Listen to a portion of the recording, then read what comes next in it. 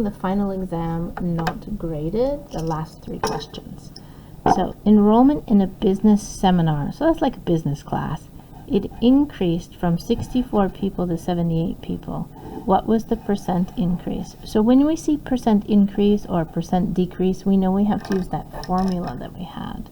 And it says round to the nearest tenth, 1 0. So we need 1 point after the decimal, okay? So the first thing we have to do is just use curiosity and go, what's the difference between 64 and 78? So we just go 78 minus 64, and that's equal to 14. So that means there's 14 more people going to the class now. So the second step is we just go, what's the percent increase? And this is where we have to remember the formula. On the top, we have to go the difference. Do we divide by the original number or the new number? Always the original. Okay. So I have to, the difference is 14, and the original number, the one that came first, is 64. So then I have to go 14 divided by 64, 0.21875. But that's not that's not a percent. I have to find a percent. So let's multiply it by 100. Oops, 100. So that's equal to 21.875%. But they only wanted 1 decimal after the point. They said tenths. So that's 21 point, is that 8 or 9? That's 7 is big, so it's going to be 9. So it's approximately 21.9. There we go. So it's a 21.9 increase in people going to the class. Let's do the next one. All 34 of the students in a math class attended class on Monday. On Tuesday, only 26 students attended. Was that an increase or a decrease? Decrease, because it went down. What was the percent decrease? When I say percent decrease, it means I have to use that formula. Round to the nearest tenth. So only 1 decimal. When it has tenth, there's 1 0. So 1 decimal after the decimal place. Okay, so the first thing is you just use curiosity. You go, what's the difference? How much did it go down by? So 34 minus 26 equals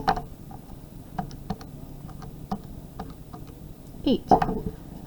So 8 people didn't come to class.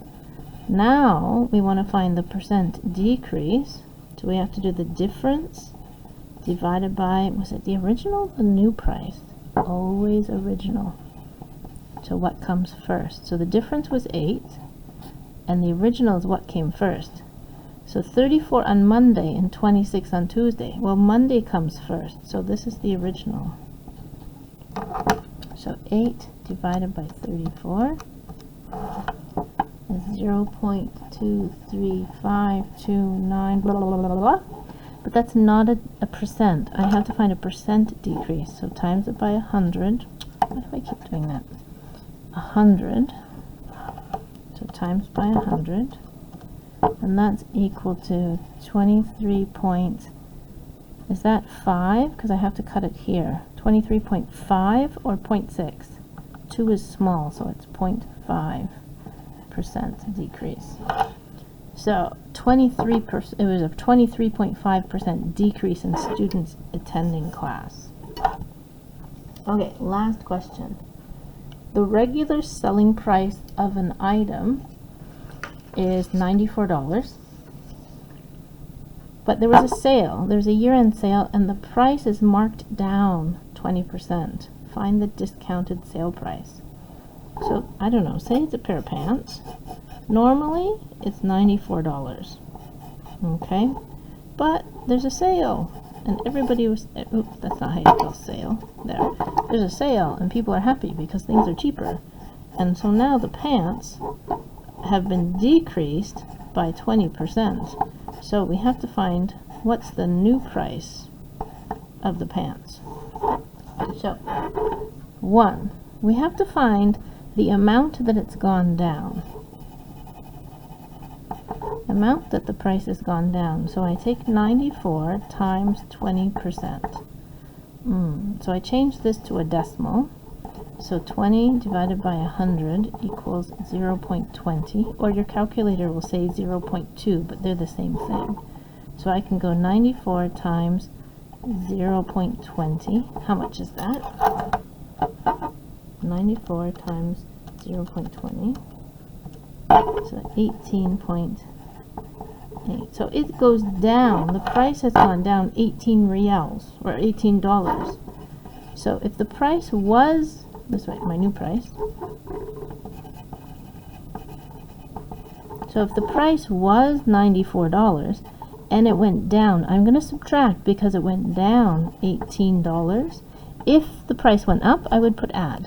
But now the price went down $18. What's my new price? So $94 minus 18.